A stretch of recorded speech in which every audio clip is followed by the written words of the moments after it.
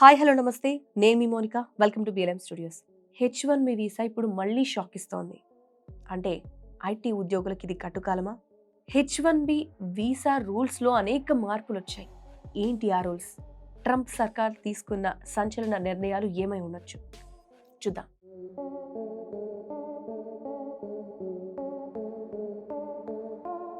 America వెళ్ళాలి అనేది ప్రతి సాఫ్ట్వేర్ ఇంజనీర్ కల. కానీ ఆ కల ఇప్పుడు ఖరీదైందిగా మారిపోతూ ఉంది. అమెరికాలో ట్రంప్ ప్రభుత్వం వచ్చిన తర్వాత H1B వీసా నిబంధనల్ని తలకింద చేస్తోంది. కేవలం $2,000 ఉండే వీసా ఫీజుని ఏకంగా $2,00,000 పెంచే నిర్ణయానికి కోర్టు గ్రీన్ సిగ్నల్ ఇచ్చింది. అంటే సుమారు $85 లక్షల. అసలు జేడీ వాన్స్ ఏమన్నారు? క్రైస్తవ దేశం అనే మాట అతను ఎందుకు వాడారు?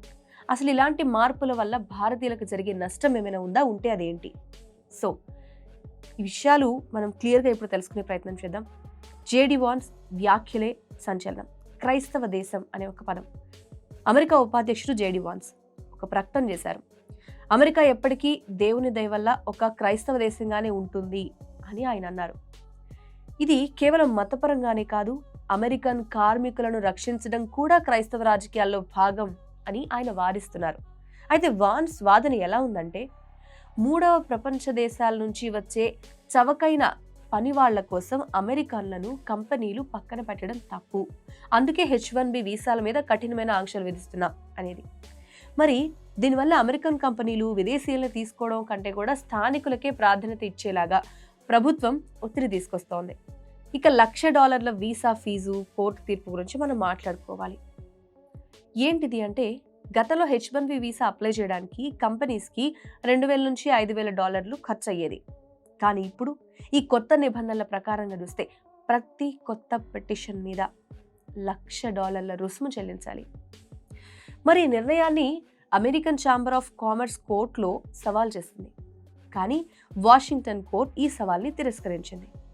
వలసలను నియంత్రించే అధికారం అధ్యక్షుడికి ఉంటుంది అని తేల్చి చెప్పేసింది. దీనివల్ల చిన్న మరియు మధ్య తరహా కంపెనీలు భారతీయులను రిక్రూట్ చేసుకోవడం దాదాపుగా అసాధ్యంగా మారిపోతుంది. నిజమే కదా? సో లాటరీ విధానంలో మార్పు ఒక టాలెంట్కే పెద్దపీట వేయడం అనే దాని గురించి మనం మాట్లాడుకోవాలి. అంటే ఇప్పటి వరకు ఈ H1B వీసాల్ని ర్యాండమ్ లాటరీ పద్ధతిలో ఇచ్చేసేవాళ్ళు. కానీ ఫిబ్రవరి 2026 నుంచి ఈ పద్ధతి మారిపోబోతుంది. ఇక మీద ఎక్కువ జీతం, ఎక్కువ నైపుణ్యం ఎవరికైతే ఉంటాయో వాళ్ళకే ప్రాధాన్యత ఇస్తారు. తక్కువ జీతానికి పనిచేసే వాళ్ళని తీసుకోవడం వల్ల అమెరికన్లో ఉపాధి దెబ్బతింటోంది అని USCIS భావిస్తూ ఉంది. సో దీనివల్ల ఫ్రెషర్స్ లేదా తక్కువ ప్యాకేజ్ ఉన్న వాళ్ళకి ఈ వీసా రావడం చాలా కష్టమవుతోంది. ఫైనల్గా సోషల్ మీడియా నిఘా జరుగుతోంది, ఇంటర్వ్యూల జాప్యం కూడా జరుగుతుంది. అంటే ఒకవేళ మీకు వీసా అప్రూవ్ అయినా ఇంకొక పెద్ద అడ్డంకి ఉంది. విదేశాంగ శాఖ ఇప్పుడు H1B వీసా దరఖాస్తుల ఎవరైతే ఉంటారో అప్లై చేసుకున్న వాళ్ళు సోషల్ మీడియా ప్రొఫైల్స్ని కూడా చాలా క్లియర్గా చెక్ చేస్తున్నారు.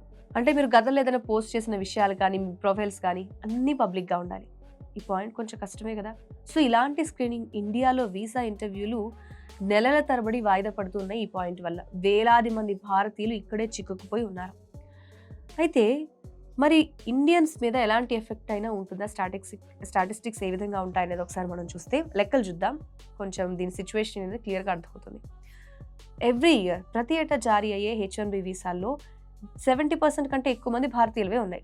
2026 ఆర్థిక సంవత్సరానికి అర్హత పొందిన వాళ్ళ సంఖ్య ఎంత తెలుసా? 4.4 లక్షల నుంచి 3.3 లక్షలకు పడిపోయింది. అంటే ఇప్పుడు ట్రంప్ సర్కార్ తీసుకుంటున్న ఈ నిర్ణయాలు నేరుగా భారతీయ ఐటీ రంగాన్ని దెబ్బతీసేలాగా ఉన్నాయి. సో ఈ అన్ని విషయాలు మీరు చూశారు కదా. అమెరికా వెళ్ళాలనుకుంటే వాళ్ళు ఇప్పుడు వాళ్ళ ప్లాన్ని మార్చుకోవాల్సిన టైం వచ్చేసింది. కేవలం మాకు కోడింగ్ వచ్చు, ఇలాంటి స్కిల్ ఉంటే సరిపోతుంది అని మీరు అనుకుంటే కష్టం.